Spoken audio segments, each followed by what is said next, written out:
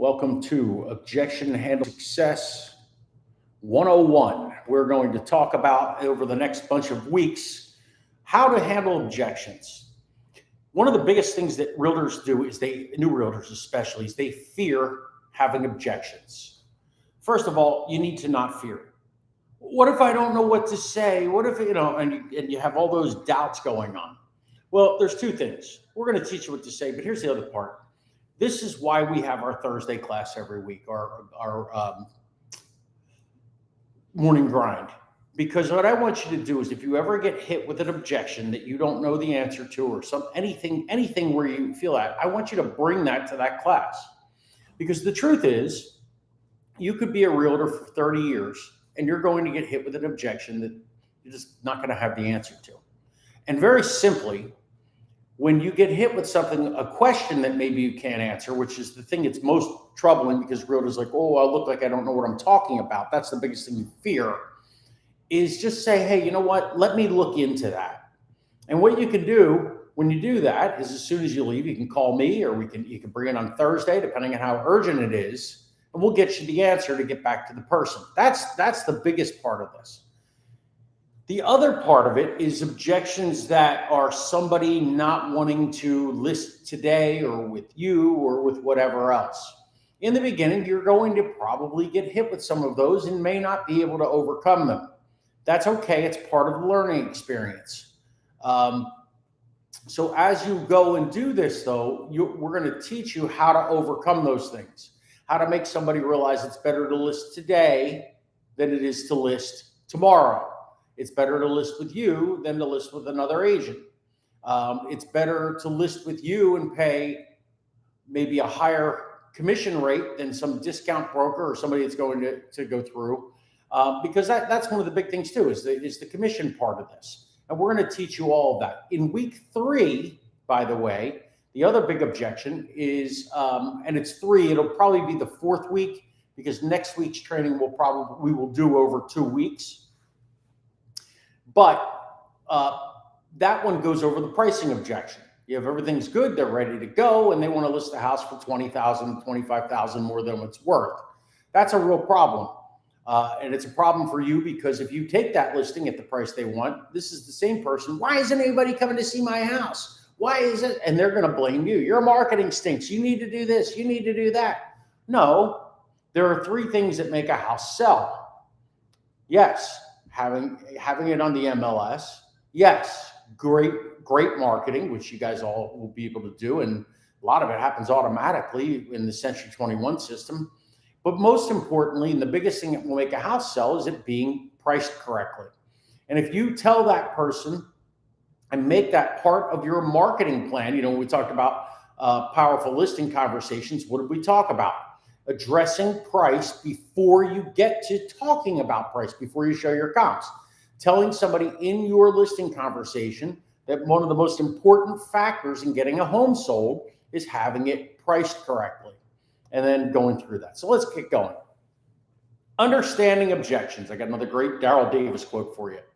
The art of objection handling lies in uncovering the real concern beneath the objection and addressing it in such a way that the sellers are once again focused squarely on what? Their original commitment, why they are selling their home. I don't want to list it right now because I want to get outside and clean up the garden, get the weeds out. I want to paint this room. I wanted this, I wanted that. That's a lot of the stuff you'll hear. Is that a true objection? Sometimes it really is. Their front yard may look terrible. But the real truth is, many times it's what we call a blow off, and we're going to talk about that. What you need to do is get them off of that issue and back to what it is they're trying to do. Hey, I want to be moved in my new house by Thanksgiving, so I can have a big Thanksgiving dinner when my relatives all come. Go back to, instead of talking about the house and talking about, oh, you don't need to paint the wall, and doing what comes natural to you, which is to go right after what they said to you, and said, listen, I understand that, and painting can be important. Having the house look its best can be important, and it is, but you can get that done even with the listing, because more importantly, we want to get you into your house by Thanksgiving, your new house. And to do that, we need every minute. We only have a couple months here. We need every minute of getting this house up on the market and marketed to find that right person, get them under contract, and then of course find you the perfect house. It takes the emphasis off the objection and back to what it is what they're committed to. That's why it's so important in every conversation to find out what a person is committed to. When do they want to move? Why do they want to move? All those types of things. When you master handling objections, you're going to close at least 4 out of 5 listing appointments. I've told this story before in Powerful Listing Conversations. I have 2 agents now that they have streaks. One goes back to 2014, one goes back to 2015, where they have not gone on a listing appointment without walking out with the listing. You will be able to close 19 out of 20 listing appointments that you go to if you learn these things. If you have a strong listing conversation, which we've already taught. If you're on here and you haven't seen that, we have these recorded. They are at America's Gurus in my YouTube. Just go in and search PLC series, Powerful Listing Conversations, and learn how to overcome objections. So I'm not Moses. I don't claim to be, but I'm going to give you 10 commandments. Thou shalt not kill your client. No, that's not one of them. Here we go. All right. Number 1, never take objections personally. When a potential listing states an objection, it's normally not aimed at you, but at the real estate industry as a whole. Oh, realtors, you take the listing and I never hear from you again. Well, you're not a list them and leave them agent. So whatever it is, don't take it personally. Never allow them to get something where they're taking a dig at you or taking it personally. Number 2, handling objections is simply changing someone's perspective. I want you guys to get excited by objections. I want you to be excited about the fact that you know how to overcome them, and you will as you take this class. Remember, it's not about them saying no to you, and don't be afraid of that. It's just about changing their perspective. It's something that they may not be able to understand now. Remember, the seller's box is small, and I'm going to show this to you next, probably in 2 weeks. But I'm going to give you a little fun trick. It's an organizational leadership trick I learned in my doctorate that's going to teach you how to make people think outside of the box of their possibilities. If you could picture, I really should make a graphic of this. If you could picture, take a sheet of paper, okay, and put a dot on the sheet of paper, and then draw a circle around it. So kind of you have a bullseye, right? The bullseye, the dot in the circle, is everything that you know. It's everything that you know. Everything inside the circle is everything that you know that you don't know. If you come to me right now with a calculus problem, I'm going to fully go ignorant on that. I could do a little calculus, but if you come to me with a calculus problem, I'm going to know that I probably don't know how to do that, right? I know that. I know that I don't know that. Everything outside of the circle, right? So the dot's what you know, inside's the circle, what you know that you don't know. Everything outside the circle, which goes around the galaxy, is things that you don't know that you don't know. You don't know that you don't know about something, right? I can't name anything that I don't know about because I don't know it, right? We all have this. Every human being, Albert Einstein, except he knew this principle and spoke about this principle, but even he knew there were things that he didn't know that he didn't know. So when you can explain this, and you should explain this to your clients when you're talking to them, hey, look, there's a lot of things that probably you not being in real estate, you may not even know that you don't know this. And you can actually take a sheet of paper, put the dot, put the circle, and tell the same story I am now. What this does is it opens their mind up to realize that what they're thinking is shallow and narrow, and that they don't know everything. This is particularly important for sale by owners. Remember when we taught in Prospecting for Success 102, and I taught you the ways, the system that we use with for sale by owners. What do? We get in their house, we take a tour. We don't expect a listing, but then what do we do afterwards? First step, we give them a seller security checklist. They didn't know that they didn't know that they didn't know the fact that opening up your house to any Tom, Dick, or Harry that comes through without any screening or without a realtor could be a serial killer, or I don't know if it's worse than serial killer, but you got my point. So all of the things that we give them is to teach them. You don't know what you don't know. We give them the thing about making sure that people are pre-approved and working with a mortgage person. Most of them don't realize that. They don't realize contract to close. Selling a house for sell by owners, they all think it's a match game, right? We're playing the love connection here. I find somebody that wants to buy. I find somebody that wants to sell. Oh, I want to buy your house. We got it. No. What's the hardest part of doing it? It's not finding somebody that wants to buy the house. It's contract to close. They don't know that they don't know that. They don't understand title.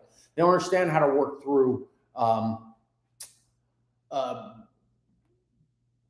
Man, I'm blanking out here. My Red Bull's not kicked in yet. No, they don't know about home inspections and the negotiations that could go and all the things, appraisals, surveys. They don't know that they don't know all that. And they certainly, if they did, realize I don't know how to handle that. So remember to always return the focus to what the person is committed to, and you'll handle their concern or objection based on what they're committed to. Yeah, I want to list, but I don't want to list for another couple of weeks. Okay, I understand that, Mr. Seller, but you told me that you really want to be moved by Thanksgiving. In order to get moved to Thanksgiving, we've got 8 weeks. It's not a lot of time. I should start moving my thing back to Christmas at this point, because really we should be doing it in 3 months. It's not a lot of time. And you go back to what they're committed to, and all of a sudden they start thinking about in their head the dream of this big Thanksgiving table or whatever it is that they have in their head. Number 3, look at objections as an opportunity to improve your skills. I want you to change your thought process. I said this a little while ago, but here it is again.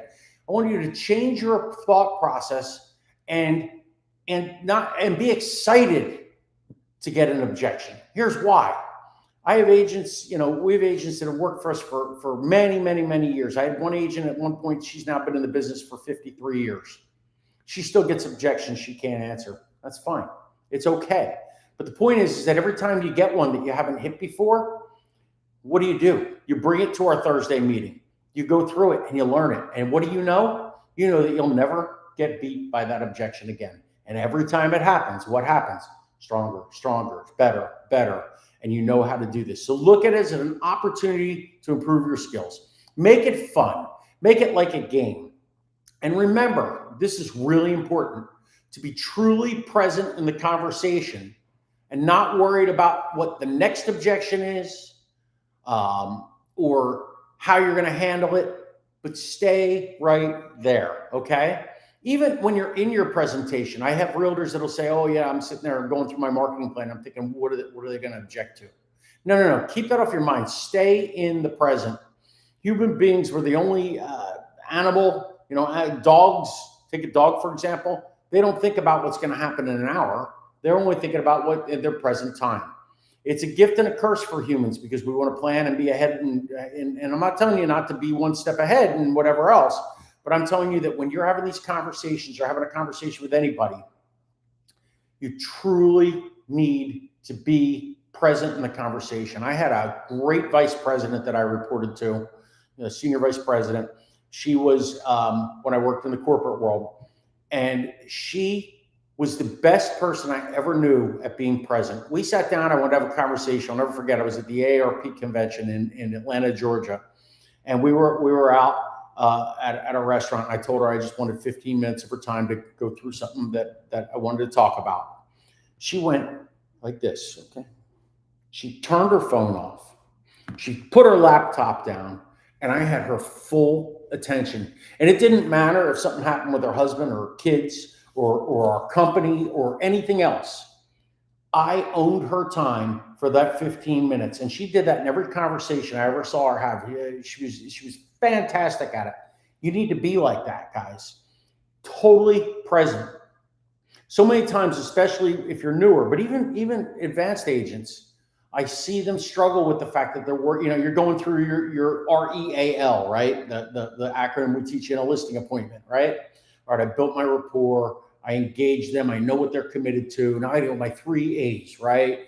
I'm going to advise them about my company and myself. I'm going to advise them about my marketing plan. Oh, wait, next I got to advise them about the price. And they're thinking about the pricing conversation while they're doing their marketing plan. Don't do it. Stay present. Remember, handling an objection is not confrontational. It's coaching, right? They may be a little confrontational about how they hit you with it. They're nervous. They're afraid. They're afraid you're trying to sell them something. You know, they have all those things going on. Take it back to coaching. Remember, you're not a salesperson. You're a coach. You're an advisor. If you went to an accountant with a tax problem, would you sit there be worried about it and be whatever? No. You'd be wanting to be coached and advised of how to handle whatever situation you're dealing with. Go in with that same attitude.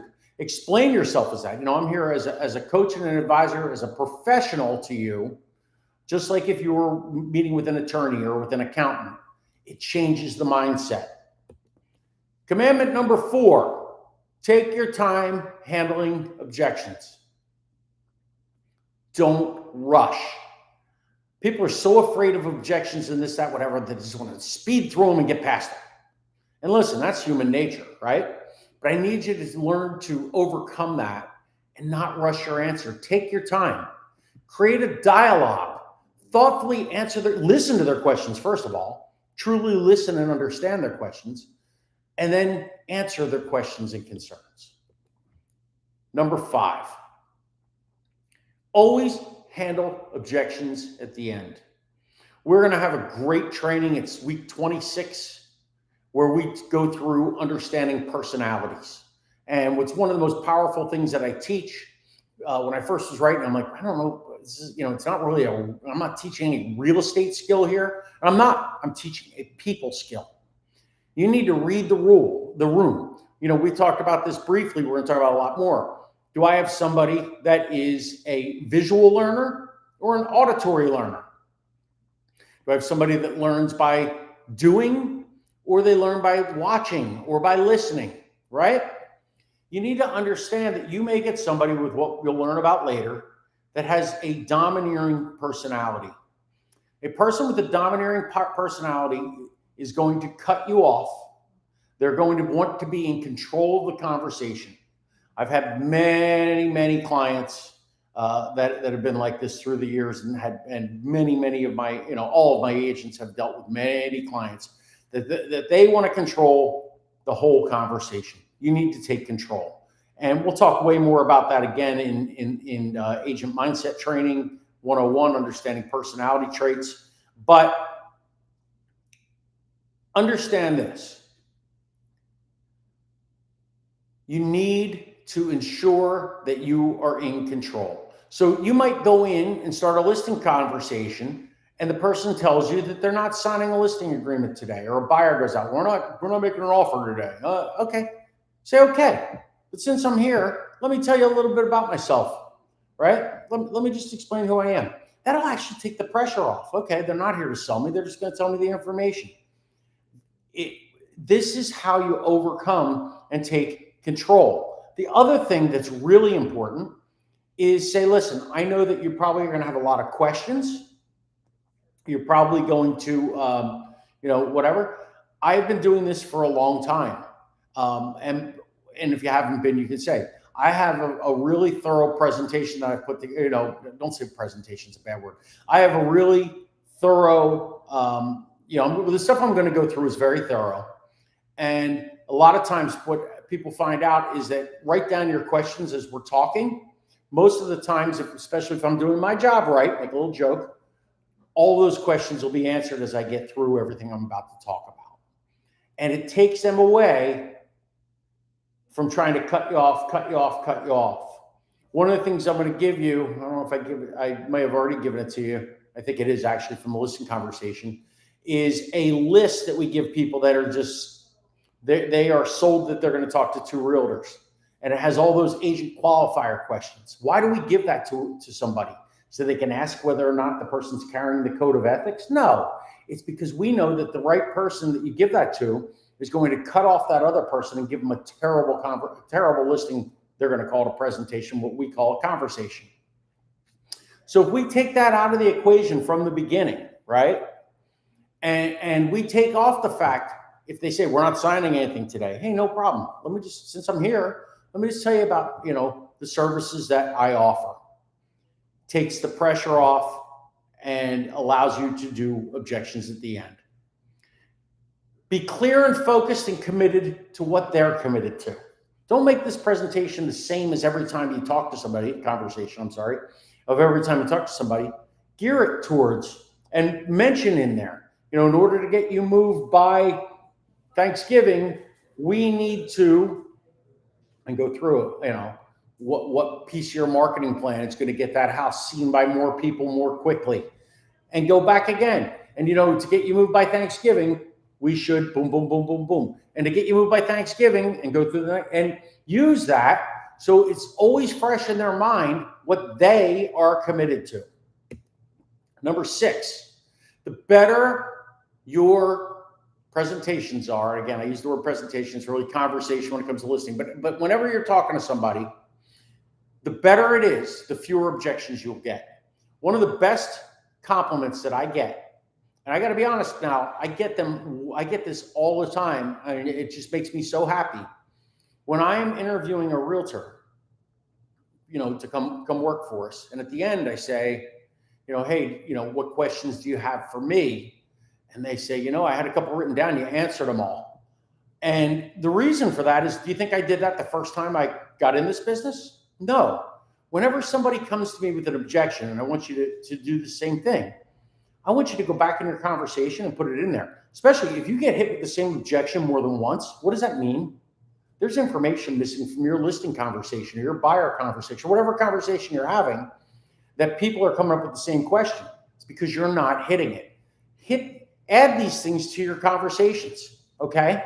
So that you have less and less objections. And you'll find out that you'll get no objections as you get better at this. Real important. This is a mindset, but it's got to do it. You need to be powerful. The new agents that are most successful they walk in with the confidence of somebody with 25 years in the business. They may not have it, but they walk in powerful. They walk in, I know, I'm the expert. And that's what you need to be. You need to be powerful. You need to be prepared. Have everything. Be organized. You have your marketing sheet that you want to hand out. Have it right there and ready to go.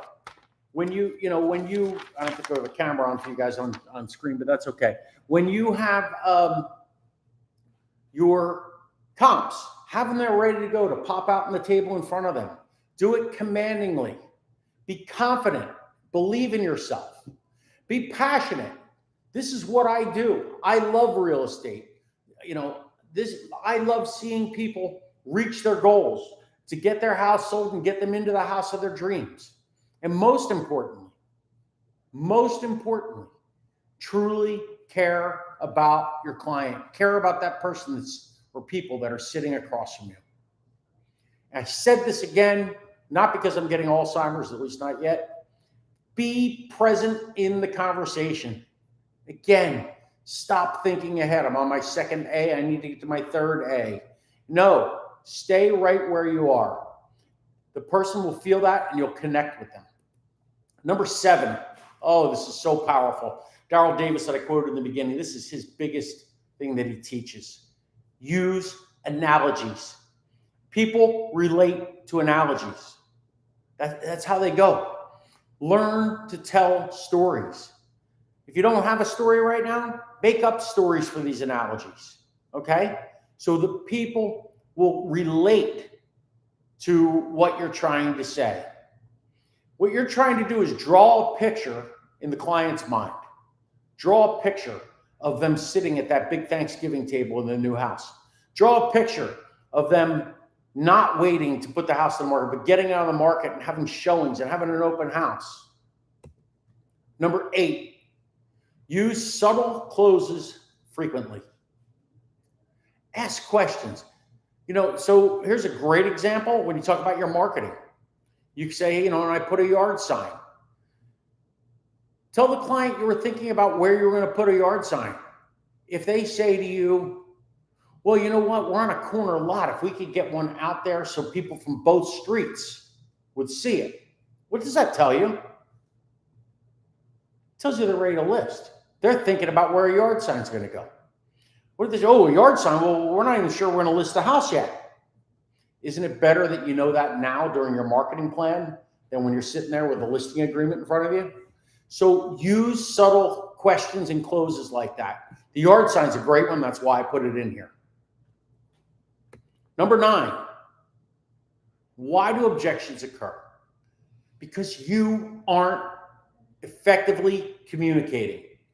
You need to effectively communicate. Clarity, clarity, clarity. Make sure you have understanding. Ask them, does that make sense to you? Remember, when we go through our marketing items, we don't do a laundry list. Remember, we talked about this again in Powerful Listing Conversations. What do? Feature, explain, advantage, right? I'm going to put your house on Facebook. I have over 160,000 followers on Facebook. The beauty of this is more people were on Facebook last Thanksgiving than were on Google that day. That actually happened for the first time in, I believe, 2016 or 17. What do you say then? The reason I'm going to put it there is because people not only all around the country, but all around the world are going to see your property.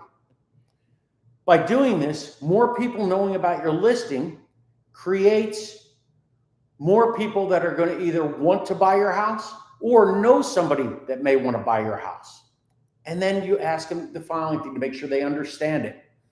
So they got the feature, they got to explain what the feature, I didn't really explain what the feature is. You guys know what Facebook and putting on there is, but I give you the advantage. But the part of this that you want to make sure that is really clear to them is, do you understand that by having this out there in front of these 160,000 people, that we're going to get you more showings? They say yes. Great. Now move on. They're engaged and they understand. They need to understand. So be confident and present them with a commitment to help them get what they want, which is what? Being moved in by Thanksgiving in our example. Number 10, assume the listing. Oh, I get through this. I went through this last time we did Powerful Listing Conversations. And if you guys are out there and you can get to our office next time we go through this, it's really important that you do this because it will and you can do this other times. So you can come to Conversation Mastery any day and we'll do this. We set the office up. When we set anything up, we use the office as a home. I kick the realtor out, have them knock on the door. I usually grab somebody to come with me, pretend they're my wife. And we go through and physically, along with mentally, do the listing conversation. Well, what happens after they advise them on the price of the house?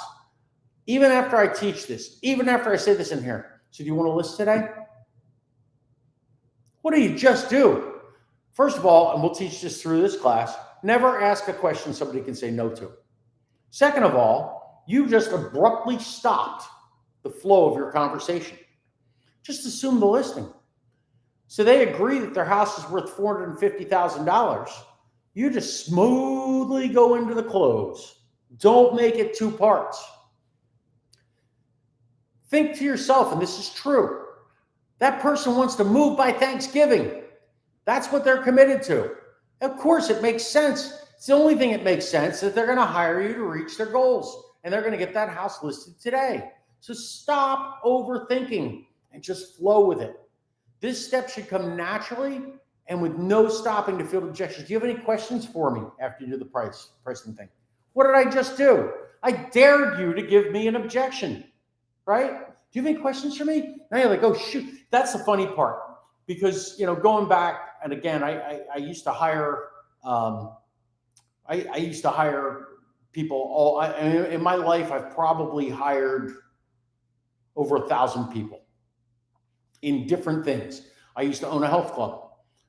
So I hired salespeople. I hired managers. I hired aerobic instructors, right? When I worked in healthcare, I hired account managers. I hired a leader to help me with my team. When my team got to 15 people, I needed an associate district manager to help. So I had all these things. And when people come on interviews, it's interesting because real estate, they teach this in real estate school, by the way.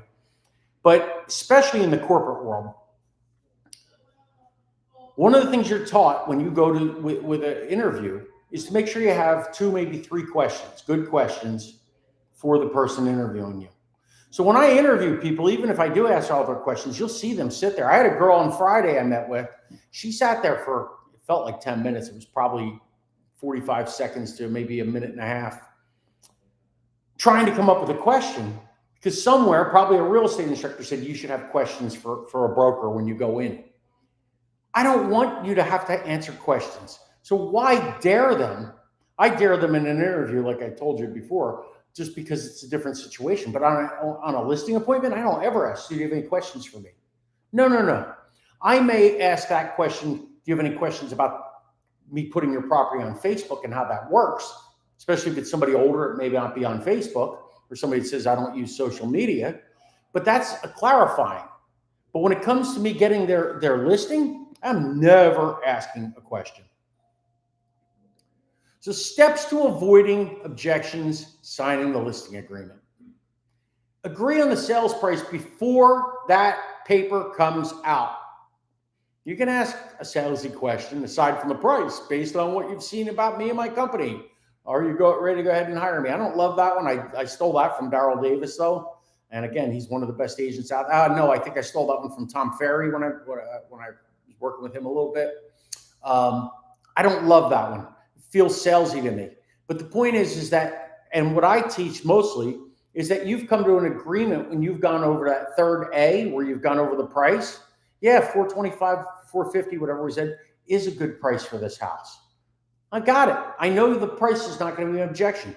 What are the biggest things that people are going to, the 3 biggest objections? Price. What's the second one? Commission. What's the third one? We want to interview another agent, right? So they're the 3 things that we want to overcome before we get there.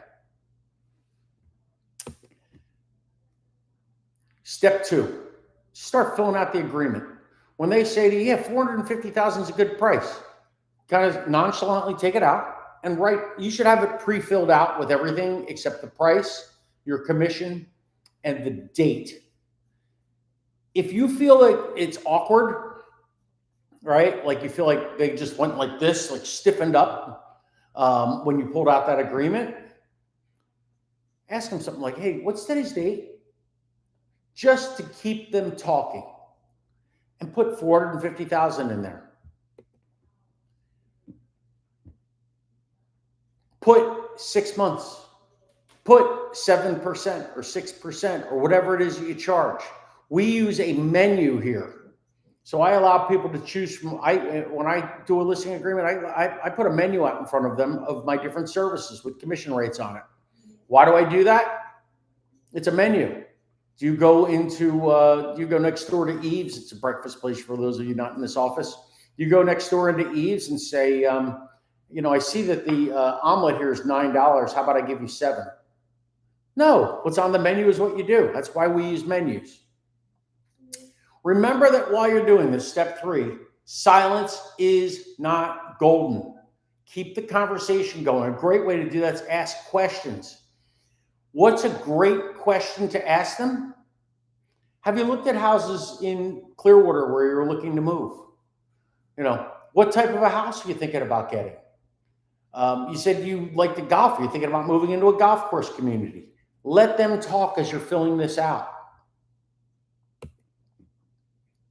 And then hand them a pen and direct them where to sign. Never. 2 things. I'll get to the one that's on the PowerPoint. Never sign here. Don't ever say that. Just take a pen, point to where it is, and have it up in your hand. If I set the pen down for you to sign, for whatever reason, try this. If you're with somebody, here, hand me your pen a second. So I do this or whatever. There is something really weird about that and jarring about that or whatever, that it makes people kind of jump a little bit. So don't do it. Just hand them the pen like this and point to where they need to sign. Keep talking about everything else you're talking about. Step 5. Always, first of all, I don't have it in here, but it's in my mental talking points. Always go to, if you have a situation with a husband and wife or whatever it is, maybe you got 3 siblings and they're selling their mom's house, whatever. Always go and hand the pen to the person that you have the best rapport with. You'll know who that is by the time you've gone through and you're 45 minutes into this. The wife's doing all the talking, the husband's doing all the talking, they're the one making eye contact, the other one maybe a little whatever. Go to the one that you get the best rapport with. As soon as you do that and you start signing as that first person, ask the other person a question. Again, a great question is something maybe they told you about what they like to do. You like the beach. How far from the beach are you thinking about moving? And they're talking. Now they're talking. It relaxes the person signing. Okay, whatever, and they sign. Instead, if I don't do anything, they're giving daggers. You're signing away the house that we raised our kids in, that I carried you over the threshold when we got married. All those memories flooding in, and he's staring at you with daggers, or she's staring at him with daggers. Keeping them talking keeps them relaxed, and if you're talking about where they want to move, keeps them focused on what they're committed to, not what they're leaving behind. All right, so what is an objection? There are 3 types of main categories that objections fall into. The first is a blow-off. People naturally do blow-offs for whatever reason. A blow-off is usually so they don't have to make a decision. This is a huge thing, right? And we live in a world of procrastinators. So somebody gives you a blow-off, you got to get and dig to the real objection. We don't want to list the house until we paint, until we paint. Mr. Seller, I understand that, but in order to get you moved by Thanksgiving, we don't have a lot of time, blah, blah, blah, blah, blah. Well, I really need to, and then the real objection comes out. So you got to blow through the smoke and mirrors if you're getting a blow-off. Conditions are real, right? Yeah, we're looking into this. Maybe you guys got a Cardis lead, right? Well, they sent me because they think they're going to move me to Oklahoma, but it isn't finalized yet. Guess what? That's a real objection. That's fine. What do you do then? You close up shop and you follow up with them until it's met. Yeah, when are you going to find out? Oh, we're going to find out on Friday. Would it be good? I'm going to call you on Friday afternoon or with Saturday morning. Remember, power of choice close. Oh, give me until Saturday morning. Okay. And now you're going to call them 9 o'clock, 10 o'clock Saturday morning, whatever time you've set up, and see if the condition has been met. Another condition.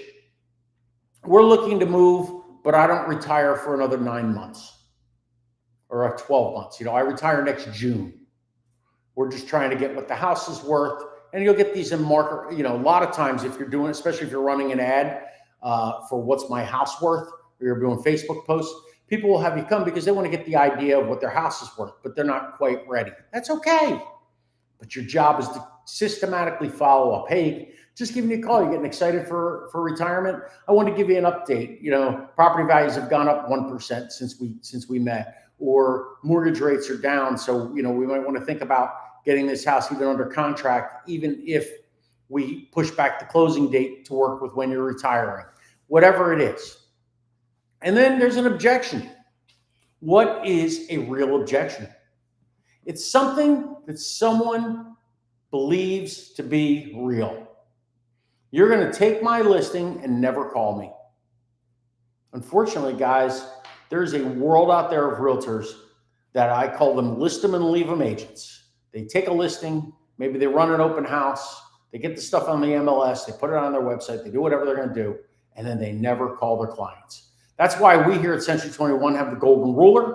I make sure that you put every listing you have into Golden Ruler. It gives them a weekly report. And at the end of our listing conversation, if you remember what we taught you, you schedule a reoccurring meeting. So they say to you, well, I don't want to get this listing and never hear from you again. Part of what I do, Mr. Seller, is I set up a reoccurring meeting, either weekly, bi-weekly, really however you want it, to give you everything going on in your house. Most of my clients do it every other week. I can meet with you at like 1 o'clock on a Friday or 3 o'clock on a Friday or whatever works for you. And we're going to go over the marketing, what I have planned, who's called about the house, who's looked at the house, how many views your house is getting, and we're going to tweak our marketing strategy if we need to make sure we get your house sold as quickly as we can and get you the most money as we possibly can, which, by the way, the two things they're looking for in an agent. So that would overcome an objection that they have. That's, guess what? A real objection. You need to understand the objection to overcome it. You're not one of those, remember when you're a kid, that little wind-up doll? Some of you aren't old enough. You used to be able to pull the thing and it would say whatever. That's not what this is here. You're not just trying to spout out whatever you've got memorized.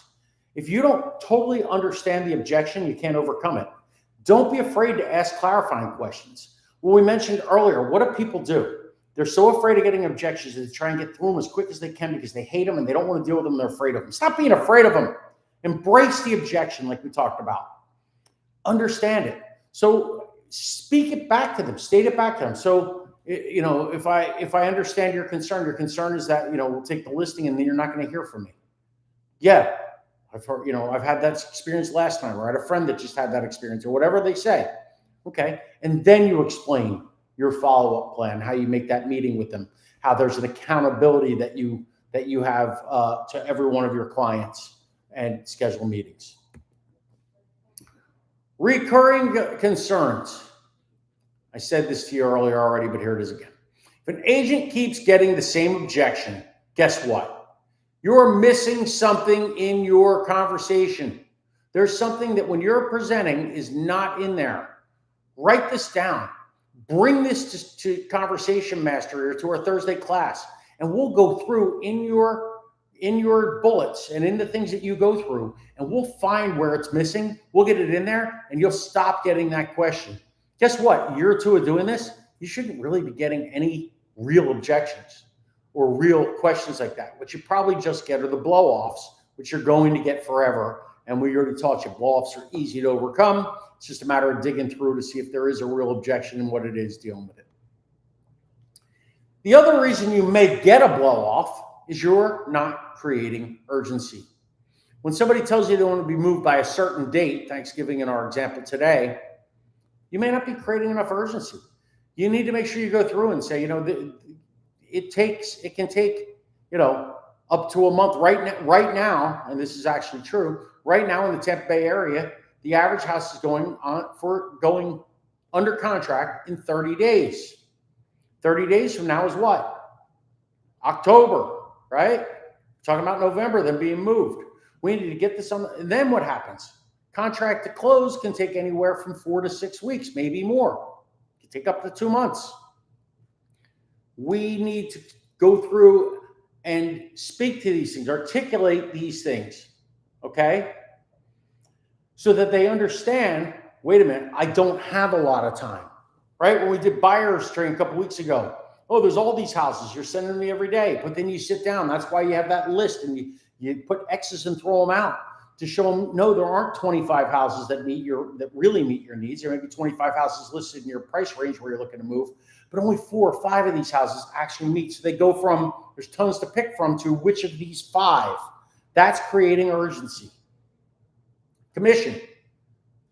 You need to believe in what you do. You need to believe you are worth every penny, and guess what? You are. So you need more confidence. The other reason is you might be skipping a step or rushing through, especially your marketing plan. Let them see that your marketing plan costs money. You know, I advertise here, I do this, I do that. Even if you're not using paid product things, there's a time element. You're going to do an open house. You're going to have refreshments. Of course, the title company will give you stuff for refreshments. Make sure you reach out to them. Another one, length of listing. If you're getting a length of listing, I don't want to list with you for a month. I don't want to list with you for 3 months. You're not explaining your marketing plan well enough to explain that it's a 6-month marketing plan and that it's reinforced marketing. Remember we talked about marketing in the bicycle and the spokes in the wheel. That it takes the fact that you're going to send the first thing, you're going to hit them the second time, you're going to hit them the third time, you're going to maybe call some people, you're going to this, that, and reinforce the message. And that marketing works on a time. Use my story about the Super Bowl ad that I always teach you, right? You run the greatest ad in the world, but you only run it on Super Bowl. Is anybody going to remember what that ad was for? Probably not. that ad needs to run over and over and over. Tell them about the anchoring technique. Pricing objection. Pre-validate your CMAs. What does that mean? It means before you show them the CMA that you've written, whether you use a Moxie Present, whether you use an RPR, whatever you're using, that you went and got a broker's price opinion. You came to me and said, hey, do you think this, that this price is right? That you looked at some appraisals that happened in the area. Whatever those things are, have that conversation before you put the pricing down. And again, we taught you this in Powerful Listing Conversations. We're building on it. So that they realize, even though they want to get $500,000 for their $450,000 house, that what you're giving them is the real math, right? We'll talk about this in a couple of weeks, but you're giving them the real math. The comps show the house is worth $450,000. Uncovering the real objection. When you get a blow off, you must uncover the real objection underneath. And I'm going to give you 3 techniques to do this. Number 1, the multiple choice technique. So here's the script for you. Seller, wait a second. Seller, or this is the seller speaking. Wait a second. I'm not ready to sign today. I need to give this some thought. And you say, well, Charles, I can appreciate that you want to give it some thought because it's an important decision. It's a huge decision. And I think that if I was in your shoes, I'd want to think about any concerns I might have too. Just out of curiosity, what specific concerns do you want to think about? I don't know. Well, is it something about the price we discussed? No, I think $450,000 is right. What about, is it the length of the listing? No, I know it's going to take you 6 months. You did a good job explaining your marketing plan. Well, is there something about my company? Do you feel that we can't do the job? Feed every possibility of the most popular, and I gave you the most popular, 3 most popular. Feed every concern one at a time. Well, how many should I feed them? Listen, you're not, she's dead now, but you're not Barbara Walters trying to, investigative journalism here. So you want to keep this conversation, you want to keep it pleasant, but feed them until you think enough is enough. If it doesn't work, we pull out the heavier artillery. This is what we call the key concerns technique. You tell them all the concerns at once and ask them to pick one. Well, Charles, I'm a little confused here because based on what you told me about why you're selling, I really believe I can help you get to that and put it in there. Get moved into your new house by Thanksgiving. If I didn't think I could help you, I wouldn't ask you to hire me. But my batting average is pretty high and I like to keep it that way. Or you could say my company's batting average if you're new to this. So I feel good about us that I can help you, but I can see something's holding you back. In my experience, when a seller is truly committed to selling, and I believe you are, especially knowing that you want to be in this new house by Thanksgiving, and we don't go forward, it's usually because of one of 3 things. First, it might be something about the price. You think you may not net enough to make the move work. It could be the length of the listing, that there's a concern making a commitment for the length of time we discussed. Maybe you're afraid I'm not going to follow up or do my job. Or maybe it's something about me or my company. By the way, if you're with Century 21, the company thing's not going to be a problem. But perhaps you think there's a better company out there for you or a better agent. Or you don't feel my company has the knowledge or experience in this area. If you had to pick one of these, you had to think about which would it be. And this usually flushes out in a more powerful way. Well, I really don't know you. I've never met anybody that's worked with you. I didn't see you had any listings around. And now you know what the real objection is. You say, how about I give you a phone number of a couple of my clients? Or better, if you're doing your stuff right, you have a couple testimonials that you can share with them. If you don't have testimonials about yourself, get some reviews of our company. Use those first if you're new. The third is the Hail Mary, or the Good Samaritan technique. They say to you, just give me a couple weeks, a couple days, whatever they say, and we're going to give you a call. What do you know? You know there's something about you maybe that they don't like or whatever else. So you go and say to them, well, Charles, I'm going to tell you this, and I honestly believe it. Based on what you told me that you want to be moved by Thanksgiving, and based on what's happening in our market right now, you need to hire somebody to represent you and get you on the multiple listing service. We need to get it out there to get you moved, so you could be moved in by Thanksgiving. And you know what? Maybe I'm not the person to do it. I'd rather see you at least go with a broker, any broker, than not one at all. So what I'm going to do is I'm going to give you the names and numbers of a couple other brokers for you to talk to. So I'd rather see you hire an agent than try to do this on your own. Now, what happens here? So what you're doing is you're showing the client you care more about them than you do yourself. First of all, you need to get with one or two other agents, okay? By getting with one or two other agents and telling them you're going to do this, and hopefully they do this back, so find some people to take this class or have taken this class and do this, you can get a referral.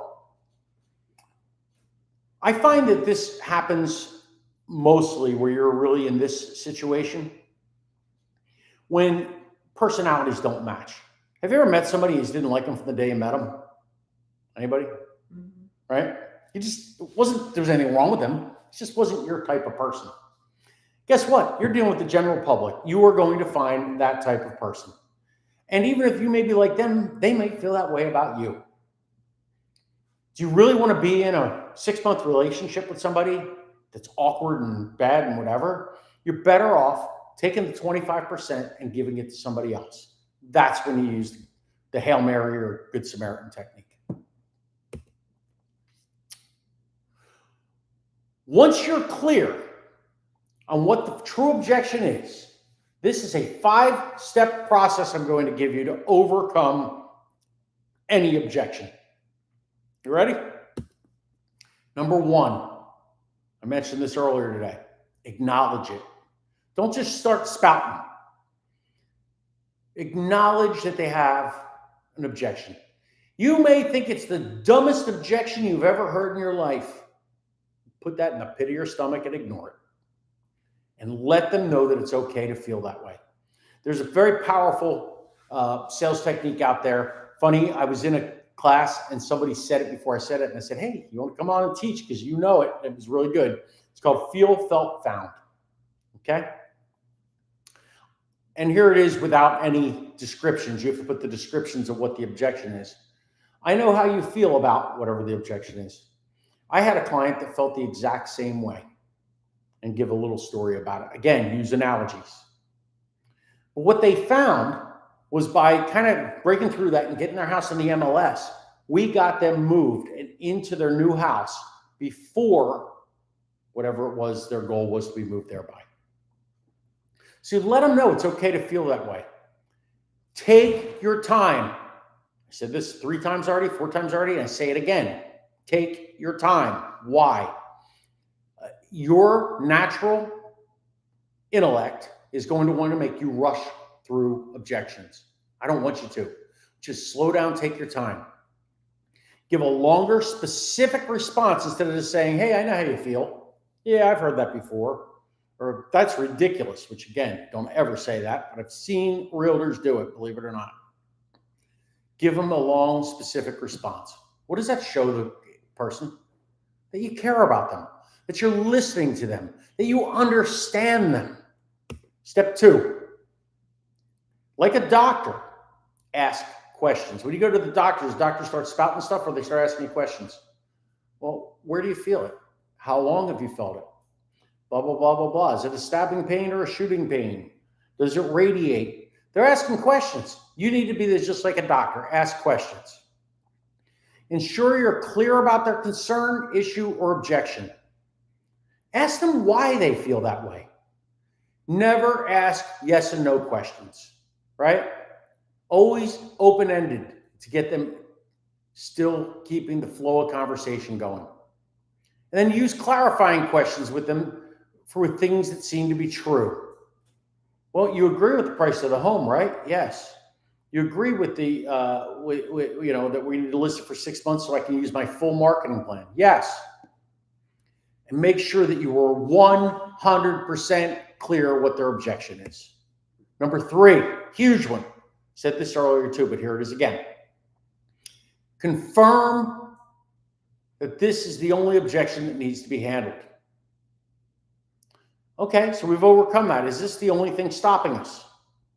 Well, no, also blah, blah, blah, blah, blah. Never try to, by the way, if they give you 2 objections at once, which some people will, deal with 2 at a time. Say, okay, well, let's start with your first objection, the length of the listing, let's say, and go through until they're satisfied. You also said you were concerned about the price that we're asking. Deal with that. Don't try to do them together. Number 4, handle their objection. Address it. Go head on at it. Use a visual if you have one, and always use an analogy to handle their concern. Tell a story, whether it's about real estate or even something about something else. Use an analogy. Step 5. You need to be doing step 5 in every conversation you have with every person. Inviting action. When you invite action, you also need to create urgency. So just remember that when you're inviting action. So either find out if they have any more questions or concerns, or if they're ready to get going. All right, let's get this house on the market and get it sold so we get you moved to your new house by Thanksgiving. That's inviting action and putting urgency in there. Questions? Wow, I wrote that a long time ago, 2014.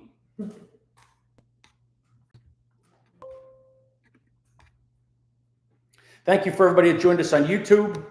And if you'd like any of the breakouts from this, please just shoot me a message. I'd be glad to send it to you.